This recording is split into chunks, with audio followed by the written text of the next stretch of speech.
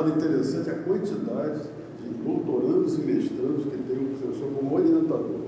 Então, o senhor está plantando uma semente aí que vai gerar muito bons frutos para o país no futuro, né? Então, meus parabéns por isso.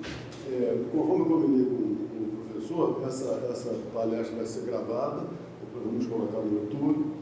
O professor estima apresentar 40, 45 minutos. A gente pode fazer um intervalo de 10 minutos, para tomar um cafezinho, e aí ele está aberto e gosta do debate. Quem quiser fazer alguma pergunta, alguma observação, trocar alguma ideia com o professor. Professor, a palavra está com o senhor. Se o senhor quiser falar dali, aqui, vem sentado.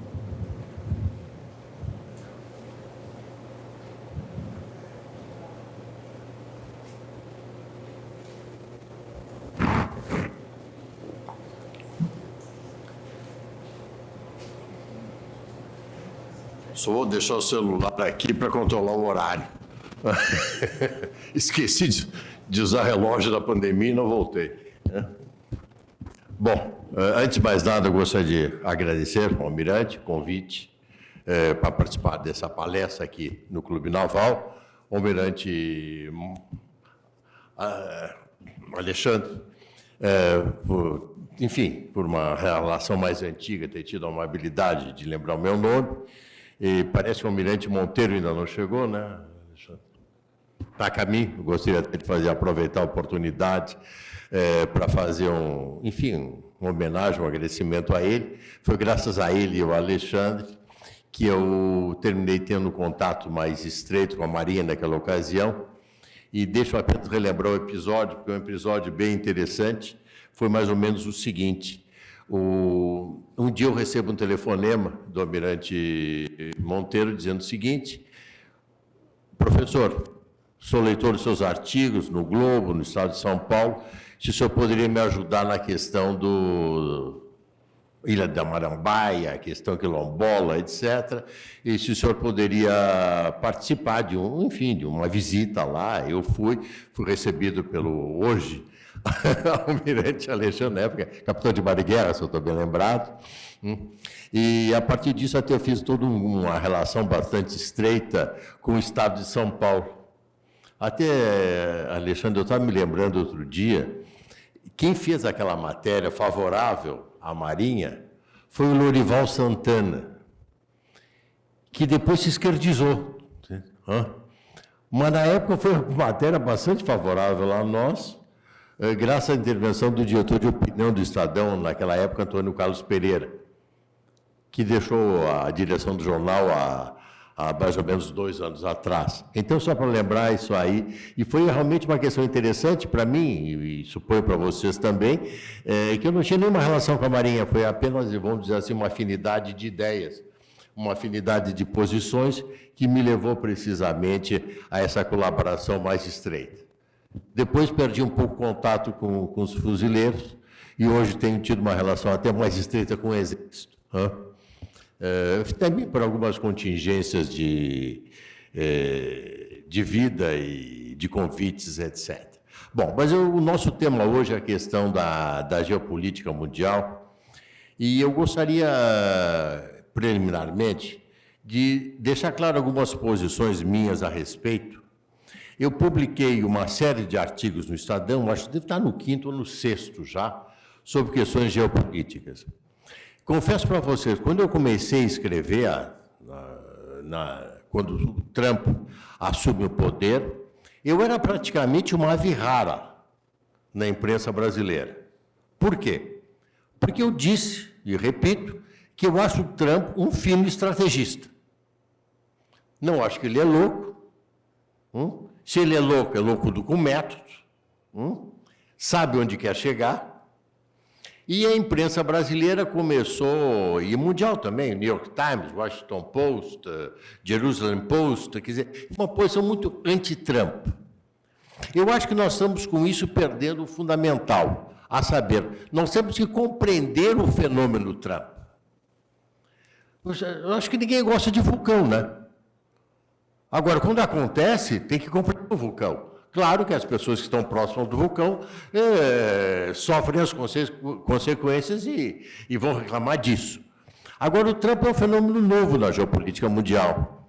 E ao ser um fenômeno novo na geopolítica mundial, ele tem que ser compreendido como fenômeno, como eu diria para vocês assim, isento de opiniões morais no momento, isento de juízos morais, porque tem que compreender, para depois poder julgar.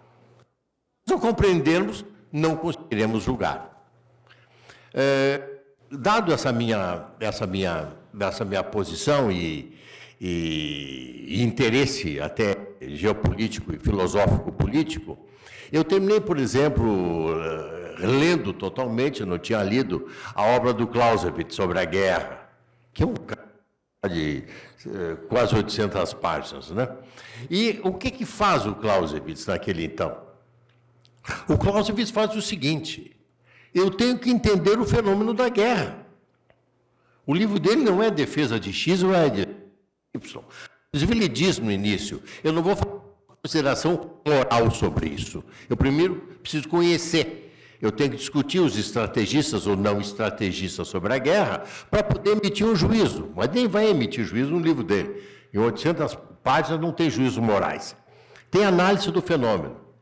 E o que eu estou notando em boa parte é que não temos análise do fenômeno do Trump aqui no Brasil. O que nós temos é juízo sobre o Trump, e são juízos que, normalmente, estão orientados segundo uma perspectiva de esquerda muito marcada. Ele está rompendo o equilíbrio posterior à Segunda Guerra Mundial. Isso se ouve bastante, né? Vamos olhar um pouquinho. O que aconteceu? Muito obrigado. Eu ia pedir até. O que aconteceu desde a Segunda Guerra Mundial? A partir de 45 e 47, quando as instituições internacionais se colocam. Acontece que há um certo equilíbrio de poder entre as duas grandes superpotências na época, a União Soviética e os Estados Unidos. Há um equilíbrio de poder baseado na dissuasão nuclear. Não é paz por concórdia, não é paz por um acerto. Não. É um acerto dos interesses a nível global, tanto que o Conselho de Segurança tem as potências vencedoras da Segunda Guerra Mundial como aquelas que vão dominar o mundo e vão estabelecer os mecanismos de controle e as formas de intervenção. Ora, isso foi um reconhecimento de uma situação de fato. A União Soviética ocupa todo o leste europeu durante a guerra e depois da guerra não abandona o leste europeu, que é a Guerra Fria, então o nome é Guerra Fria, e a Cortina de Ferro. Então, o que acontece? A violência, os Estados Unidos, não, progressivamente eles se retiram da Alemanha, o Japão até hoje tem força, mas, enfim, são países que exercer o seu direito à autodeterminação. Os países do leste europeu não têm nenhum direito à autodeterminação. São oprimidos, contestadores são assassinados, são torturados, e esse é o modo operante. Então, o mundo se acostumou até a queda do Muro de Berlim, a saber, 89, e o desmoronamento da União Soviética, o mundo se acostumou com a violência sendo exercida dentro do leste europeu e dentro da União Soviética com o Gulag, que continuava até 56, mas a repressão com Khrushchev segue logo após. Nós temos uma situação onde a esquerda, e isso é interessante, ela vem defender que ela é o instrumento da paz, ela que defende a paz. Ora, isso foi uma propaganda pelo Comitê da União Soviética, que conseguiu vender para a imprensa e para a opinião pública mundial a ideia de que os russos eram pacifistas. Os russos nunca foram pacifistas. Os comunistas não foram. Bom, apenas lembremos, né? O pacto Molotov-Ribbentrop-Molotov de 1939 a 1941 é uma amostra da colaboração entre o nazismo e o comunismo para tomar conta do leste europeu, em particular esquartejar os países bálticos e, sobretudo, a Polônia. Por que eu estou fazendo esse rápido apanhado histórico? É porque eles aparecem como os instrumentos da paz. Então, os agentes de Moscou aparecem como aqueles que são os defensores da paz no nível mundial, e a esquerda universitária, e intelectuais como Sartre, por exemplo, vão defender o status quo. Olha, não é algo muito diferente, eventualmente nós podemos falar disso um pouco depois, do que está acontecendo hoje com a instrumentalização da opinião pública mundial e das universidades, em particular americanas, pelo Hamas. Eles vão lá, assassinam, atacam Israel, estupram, mutilam genitalmente e depois são os instrumentos da paz. Como assim? Quem é que veicula isso? Como é que isso se veicula? É o mesmo esquema comunista anterior que hoje está sendo reproduzido.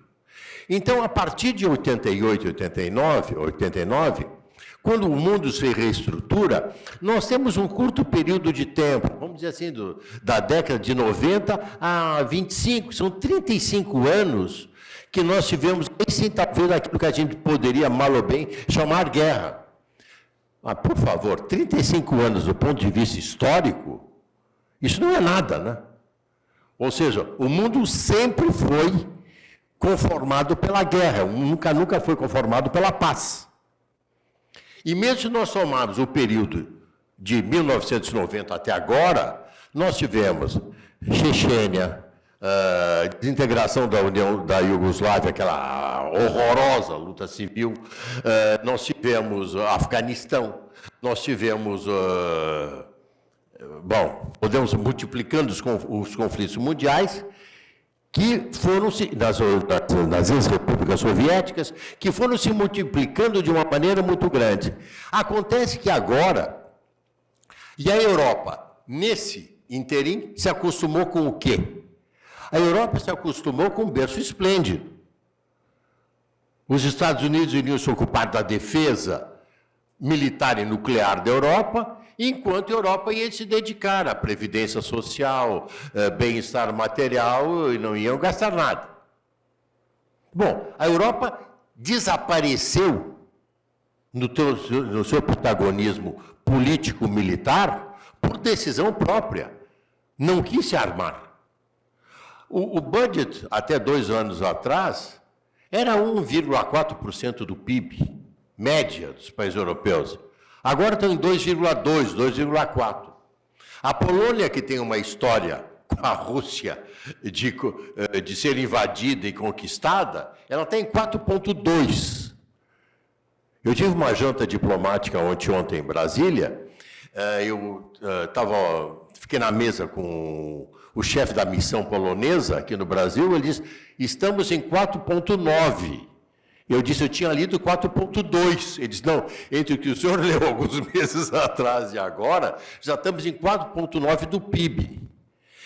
Vejam bem, nós temos uma situação nesse aspecto, deixa eu abrir um pequeno parênteses, que eu acho muito preocupante aqui para nós, aqui no Brasil, como brasileiros. Qual é o ponto? Nós temos uma percepção geopolítica, não de vocês, vou dizer, da opinião pública, equivocada. Nós temos, eu diria para vocês, uma deformação do olhar, uma deformação da visão. Nós achamos que, como o Brasil não tem guerras desde o século XIX, a ausência de guerras é uma característica do mundo. Não, é uma característica muito restrita da nossa história recente. Então, essa nossa história recente faz com que nós tenhamos uma visão, vamos lutar pela paz. A nossa diplomacia não tem nenhuma importância. Desculpe, diga o seguinte, não tem nenhuma importância. Se o ministro de Relações Exteriores diz algo, se o Celso Amorim diz algo, deixa de dizer, isso não tem importância, porque o Brasil não exerce protagonismo exterior. Então, eu tenho defendido isso nos meus artigos, e aí eu fecho o parênteses, eu acho que vocês, como Forças Armadas, vocês deverão repensar a função das Forças Armadas. O Brasil tem que se rearmar, desculpe, eu vou dizer de uma maneira muito clara. A Alemanha está se rearmando. Você sabe, quanto é que a Alemanha está destinando agora para sair da sua letargia?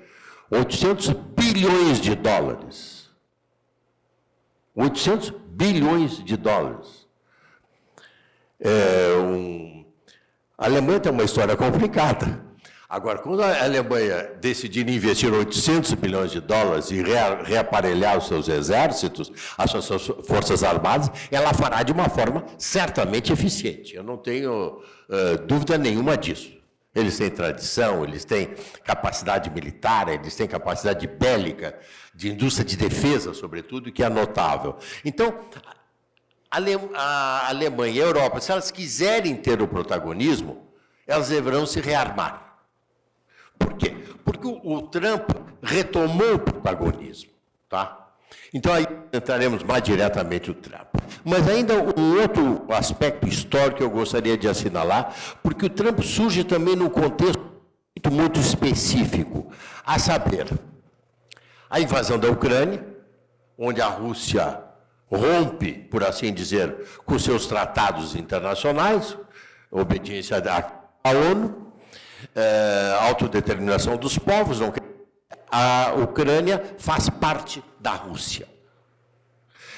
Existe um teórico do Putin, muito importante, até recomendo para vocês a leitura, Alexander Dugin.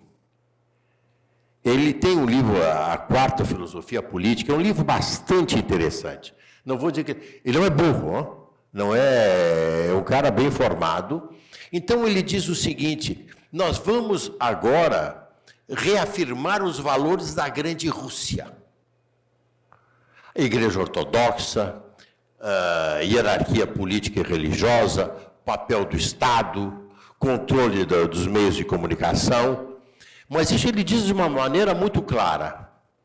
E o Putin, ele oscila, no início dos anos 2000, em ser pró-europeu, e vai se tornando, em 2007 já, pró-eurasiano. Ele adota a ideologia do Dugin. Tem uma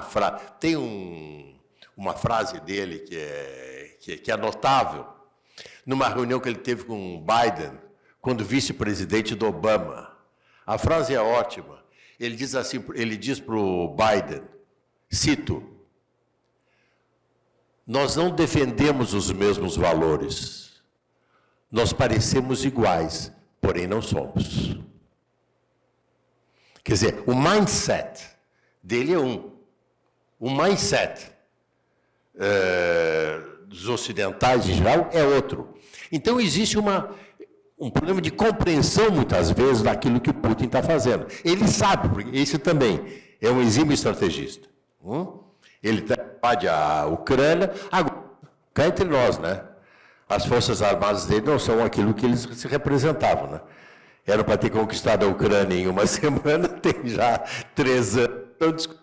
Parte lá da fronteira leste, e a Ucrânia, que é de 2014, já estava conquistada, não tinha problema nenhum.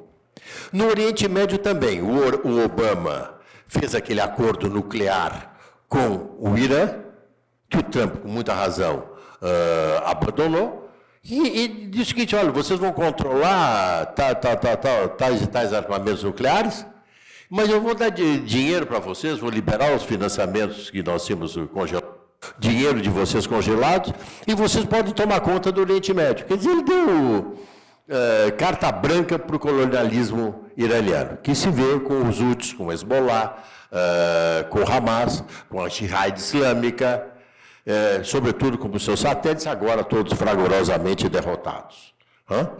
Agora, então, o Trump se encontra com um mundo que já está fraturado, é isso que eu quero dizer para vocês. É um mundo fraturado, e ele se coloca a questões geopolíticas.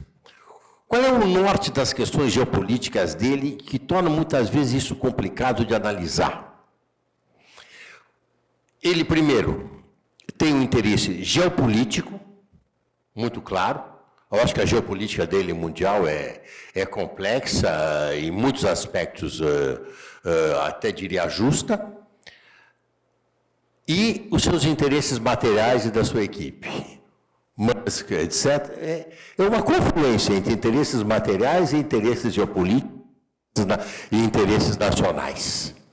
Então fica muitas vezes difícil discernir o que ele está fazendo. Em todo caso, ele deixou claro o seguinte: eu não vou mais seguir as orientações da OTAN, as orientações da ONU, Organização Mundial da Saúde, elimina o AIDS. Ele assume, sim, agora, que vai valer a lei do mais forte. Então não adianta, veja bem, não é que eu estou defendendo a lei do mais forte. É a realidade, é o furacão, está lá, está o tsunami. Não é questão de gostar ou não gostar de tsunami, o tsunami acontece. Vamos como tratar as consequências. O que ele faz nesse processo? O que ele faz nesse processo? Desculpe. Nesse processo é o seguinte: eu vou fazer valer os interesses americanos e vou fazer também valer os interesses materiais americanos e os meus interesses materiais. Não se esqueça que boa parte da equipe dele é constituída de bilionários. Não é milionários em dólares, é bilionários em dólares. O que está se demonstrando competente negociador internacional, ele o ramo dele é imobiliário, ele é rico de bilhões. O Musk é o homem mais rico da Terra, do planeta Terra. Então, nós vemos assim uma equipe que também, do ponto de vista da riqueza, está preocupado com seus interesses, mas, ao mesmo tempo, também sabe calcular, sabe o que é ganho, sabe o que é perda. Então, como é que o Trump, ao tomar poder, como é que ele se organiza, como é que ele toma? Ele não vale mais a Carta da ONU. Não adianta as pessoas agora dizer uma resolução da ONU de 1900 e pouquinhos, 1900 e tanto, não sei o que diz o seguinte: não importa, você é do Lula, ou ele foi diplomaticamente inteligente, ou ele não entendeu. Eu vou reclamar para a Organização Mundial do Comércio, mas não existe mais Organização Mundial do Comércio. O tribunal já não opera, não tem nem membros para operar, e vai continuar não operando. Se ele for inteligente, ele diz que eu vou recorrer à Organização Mundial do Comércio para não fazer nada agora com medo de uma retaliação. Até que eu acho diplomaticamente ser inteligente fazer isso. Agora, achar que isso é solução é um desconhecimento total da situação. A Organização Mundial de Comércio não tem mais nenhuma importância. Então ele entra com a questão da lei do mais forte. E, desculpem, não, parênteses em relação ao presidente Lula, vocês notem que o presidente Trump nem entrou em contato com ele, né? E as diplomacias não têm nenhuma relação, quer dizer, o Brasil está sem protagonismo. Eu diria até para vocês que melhor é ficar em silêncio mesmo. Pois se começar a falar muito, vale a lei do mais forte, não quer saber. Como a balança é superavitária do ponto de vista americano, em alguns bilhões de dólares, então talvez as coisas fiquem por isso mesmo. Tá? Tem a taxa do aço, que atinge o setor da indústria do aço, não atinge a outra, a Gerdau não é atingida porque ela tem usina nos Estados Unidos. Então, isso é duvidoso do ponto de vista de como é que isso vai operar. Mas, em todo caso, o que ele faz no primeiro momento? Ele diz o seguinte: eu vou tomar o canal do Panamá. O que acontece? O que acontece? Não tem chineses lá. Não tem chineses lá. E eu vou tomar o canal do Panamá. O que faz o presidente do Panamá? Reconhece que sim, tinha chineses e não vai renovar a concessão. Ele já ganhou sem disparar um tiro. Ele só ameaçou. E ele ameaça bem.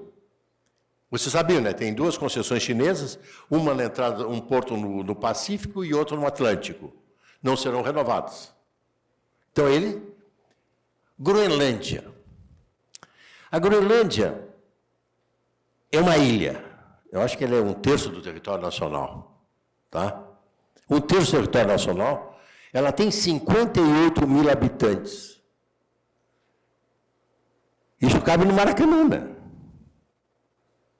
Eu quero saber o seguinte: qual é a importância que ela pode ter estratégica para a autodeterminação? Isso Não cabe em pé, desculpem, eu não estou defendendo a invasão da Groenlândia, eu digo que do ponto de vista geopolítico não tem significado. Não tem como defender. E a sua defesa seria a Dinamarca, meu Deus. Tem 4 milhões de habitantes, ou 6, não me lembro bem agora. E também não tem forças armadas comparáveis. Então, ele ou vai conquistar, anexar a Groenlândia, ou ele vai fazer um acordo militar de exploração dos minérios, que é o que eles querem, os minerais raros, que vai controlar. Então, ele está voltado aí claramente para os interesses americanos. Pegar o caso da Ucrânia. Ele está se acertando com o Putin.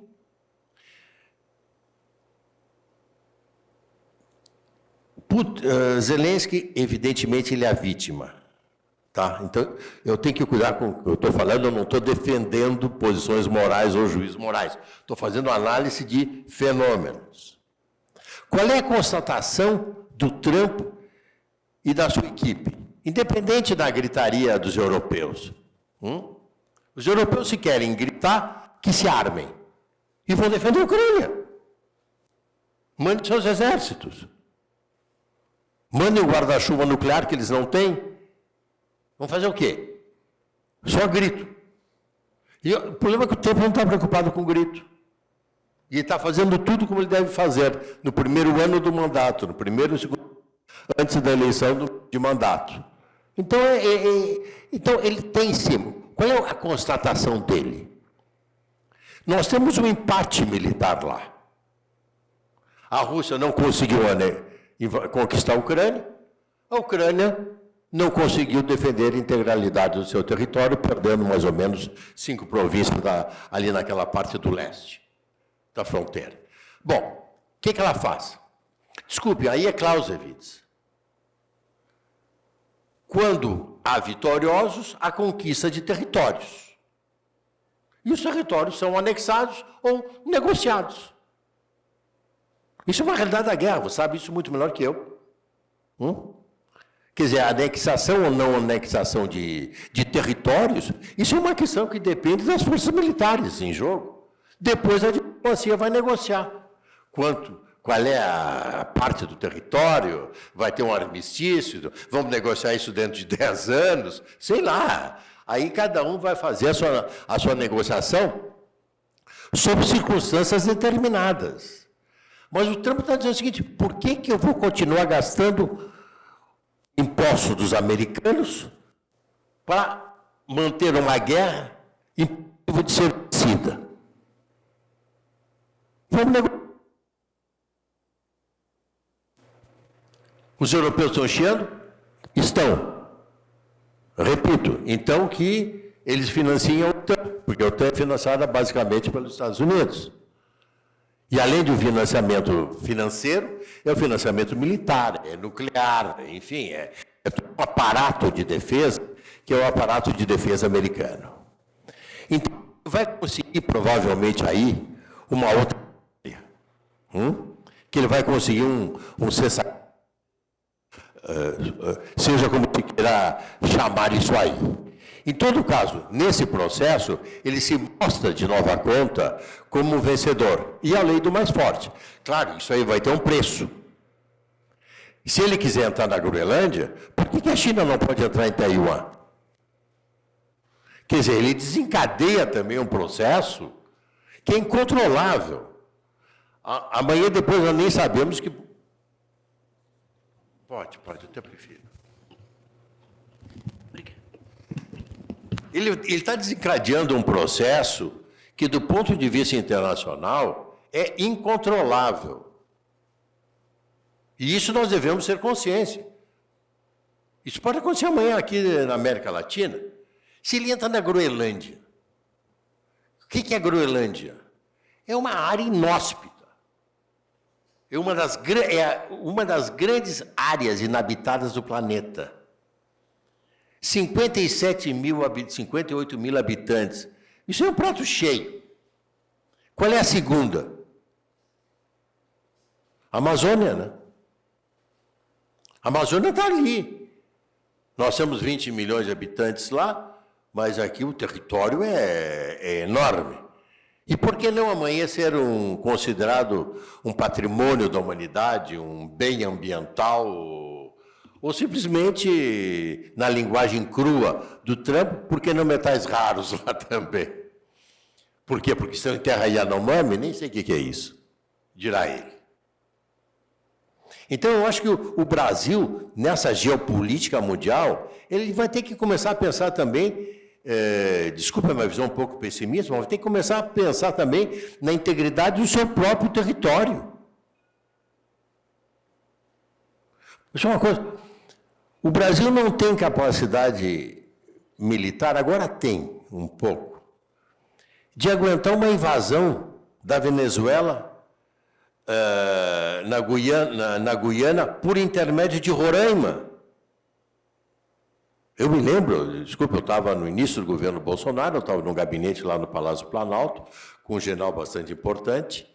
Ele me disse o seguinte: o que nós vamos fazer? O que nós vamos fazer? Não temos aviação, eles têm o Sukhoi. Claro, o Sukhoi, eles tinham 30. Os russos não dão manutenção de avião, de equipamento militar nenhum. Tá, de lá que tenha 5 operacionais.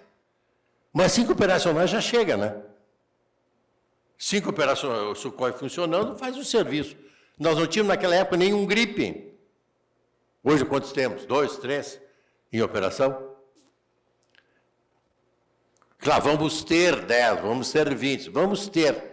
O problema é que a geopolítica muitas vezes se faz no imediato, né? Ela não se faz apenas no futuro. O futuro se planeja, se cria condições, mas tem que ter respostas imediatas. Então, se o Brasil não tem condições de enfrentar convenientemente uma invasão da Venezuela, agora sim entraram alguns foguetes antitanques, mas não é por via aérea, vai ser via exército lá, que é um novo equipamento israelense que também foi importado, que possibilita o equivalente ao Javelin americano, que permite a guerra contra tanques. Tá? Mas isso aí é uma coisinha desse tamanho. Amanhã depois, a Venezuela vai querer entrar por barco, se não quiser entrar por Roraima. Os americanos vão lá e vão bombardear o barco e está terminado. Isso vai ser resolvido rapidamente. Só que eles não querem ainda fazer. Então, o problema é que a América Latina ainda não é algo importante para eles. Virá a ser, no futuro, no que diz respeito, eu acho, geopolítico, no que diz respeito à Amazônia. Então, eu acho que aqui nós temos um ensinamento grande também em relação a ele. Tá? E aí ele vai dizer: eu estou defendendo os interesses americanos, estou defendendo os interesses materiais americanos e não estou interessado com a geopolítica vigente até então, baseada nas instituições multilaterais, na ONU e outras agências. No Oriente Médio ele está atuando também diretamente. Conseguiu viabilizar um primeiro cessar-fogo, deixou claro que a natureza terrorista do Hamas é refratária a qualquer tipo de negociação, porque aí está baseado no culto da morte, está baseado nos atos indiscriminados de violência, e que, portanto, ele vai contê-los. Ele tem a sorte de que Israel já fez o serviço. Já desmontou o Hezbollah, já desmontou o Hamas. Aliás, tem um grande problema, muitas vezes, das análises aqui. O Hamas está desmontado, está destruído militarmente. E a imprensa, muitas vezes, não distingue destruir uma organização militar e destruir uma organização terrorista. Eles continuam sendo bons para soltar bombas. Ou um que outro foguete lá, sem maior consequência. Como organização militar, não existe mais. Existe, repito, nós diríamos antigamente como organização guerrilheira, hoje se diria organização terrorista. O Hezbollah foi derrotado também de uma maneira, diria até surpreendente. Todos achavam que o Hezbollah ia ter condições de enfrentar Israel. Em poucas semanas, em poucos meses, foi destruído também militarmente com aquelas operações, inclusive, de alta tecnologia, os pagers, isso aí que é um troço, guerra já século XXI para frente, entende? Bom, as defesas antiaéreas do Irã foram destruídas. O Irã hoje não tem mais capacidade de ataque, não tem nem de defesa, depende de uma decisão americana e israelense, e os Houthis agora estão sendo tratados diretamente pelos americanos.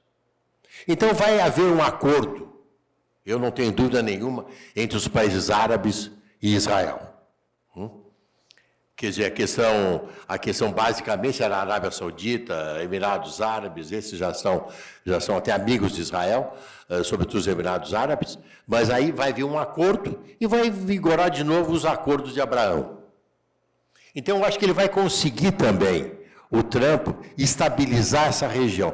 É complicado, tá? O Oriente Médio não é para principiantes, ali não tem amador, ali... Eu gosto muito de ler os sites israelenses, Jerusalem Post, The Times of Israel, porque quando se lê lá, eu sempre tenho a impressão que eu não estou compreendendo alguma coisa. Porque a realidade muitas vezes é tão complexa que os instrumentais, que, digamos, em todo caso, que eram os meus, hoje já estou reelaborando-os, não servem para aquela realidade extremamente complexa. Né? Um dia o Egito diz que não vai aceitar nenhum palestino, outro dia ele diz que aceita 500 mil palestinos de Gaza. O que vale? O que ele disse há um mês atrás, o que ele disse hoje. Um dia o Hamas e Israel assinam um cessar-fogo e depois a segunda parte do acordo já não vigora mais. Então é uma realidade extremamente mutante. E o Trump, ele tem essa visão, no meu entender, extremamente metódica,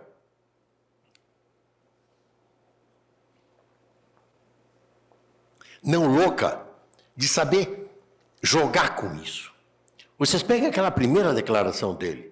Eu vou tornar Gaza a Riviera, uma nova Riviera. Certamente não pensou em fazer isso. Ele diz uma figura de linguagem e um instrumento de ameaça. Eu farei isso se você não vier para um acordo. O que aconteceu depois? Todos querem negociar com ele. Vocês leram ontem, né? O Irã já disse que quer negociar com os Estados Unidos. Indiretamente. Claro que já tem negociações, né? De bastidores. O Irã já quer negociar por quê? Porque ele é o próximo se ele não negociar.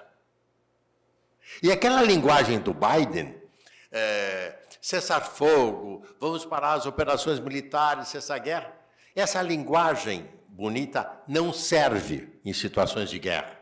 Situações de guerra se decidem por forças militares.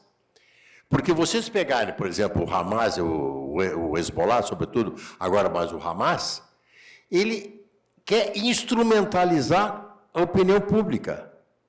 Ele tem um discurso que não tem nada a ver com as ações dele. Então ele estava jogando nisso e pegava na opinião americana. E estava pegando nas universidades americanas. E o Blinken, apesar da defesa que eles fizeram de Israel nos ataques do Irã e no fornecimento de armamento, de munições, salvo aquelas bombas bunkers, ele manteve uma posição de tentar sempre negociar. O grande problema é o seguinte, para negociar implica parceiros, implica diálogo, implica cálculo, implica exercício da racionalidade. Agora, interlocutores que só querem a morte, só querem a destruição, não tem interlocução possível. E a guerra, você sabe, muito melhor do que eu, é a profissão de vocês, a guerra não é um espetáculo bonito. A guerra é um espetáculo horroroso. Agora, o problema é o seguinte, a guerra, como espetáculo horroroso, faz parte da história humana. Faz parte da natureza humana, até eu diria. O conflito e a violência são inerentes à natureza humana. Não há... Eu sempre costumo dizer, um dos grandes filósofos, ou então, em todo caso, os meus grandes interlocutores, que eu gosto, é Hobbes e Hegel. O homem no estado de natureza é o lobo do homem. Regras desaparecem, a violência primitiva irrompe.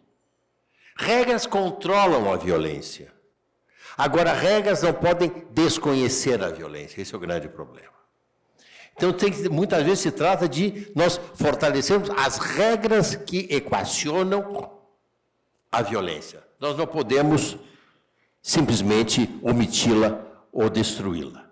Então, o que nós estamos observando hoje com Trump é que ele lança na geopolítica mundial um outro tipo de negociação, ameaça figuras retóricas, ele mente, ele muda de opinião. Mas por que se surpreender com isso? Tem um grande cardeal que foi primeiro-ministro de Luís XIV. Não é o Richelieu, é o Mazarin. O Mazarin tem um breviário da política. Recomendo para vocês, não se lêem mais esses livrinhos. Um livro pequenininho, uma maravilha. Ele é um livro de retórica política.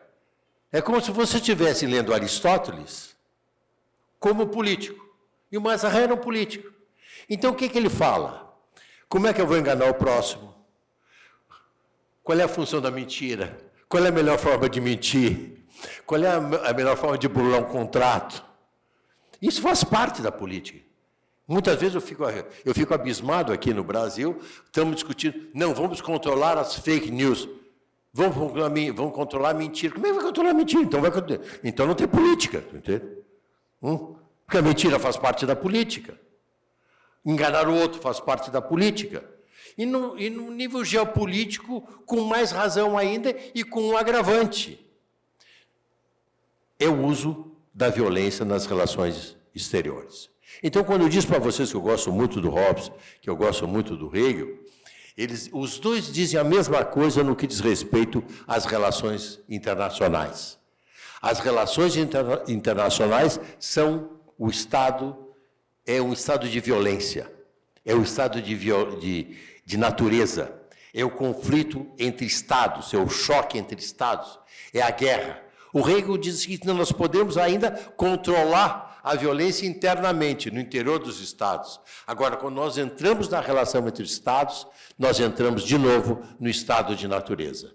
E nós estamos agora, de uma forma bastante clara, talvez um pouco explícita demais, no estado de natureza, onde as duas grandes potências, e a Rússia como uma terceira potência, embora primeira potência do ponto de vista militar, mas global, ela não tem mais o mesmo poder, Estados Unidos, China e Rússia vão se colocar como os grandes protagonistas. Se a Europa quiser ter um protagonismo, ela vai ter que se rearmar e vai ter que abandonar os seus mecanismos burocráticos de decisão, que são letárgicos e não conduzem a resultado nenhum. Então, esse, no meu entender, é um novo panorama, e eu acho nós, como brasileiros, nós deveríamos nos preparar para isso. Obrigado.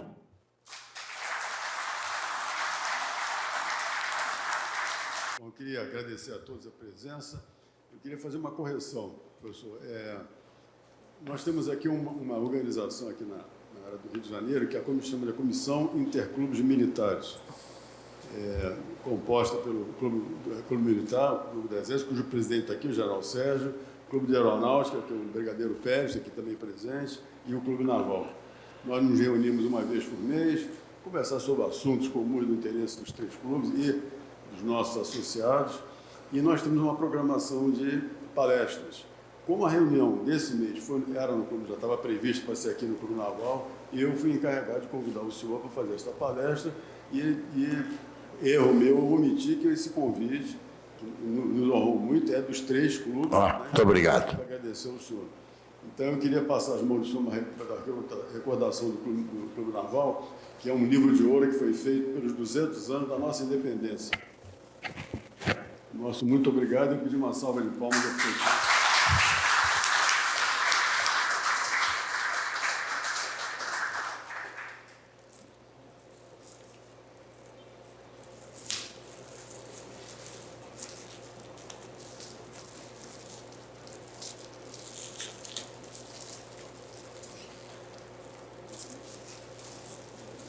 Meio difícil aqui. A Maria foi de luz.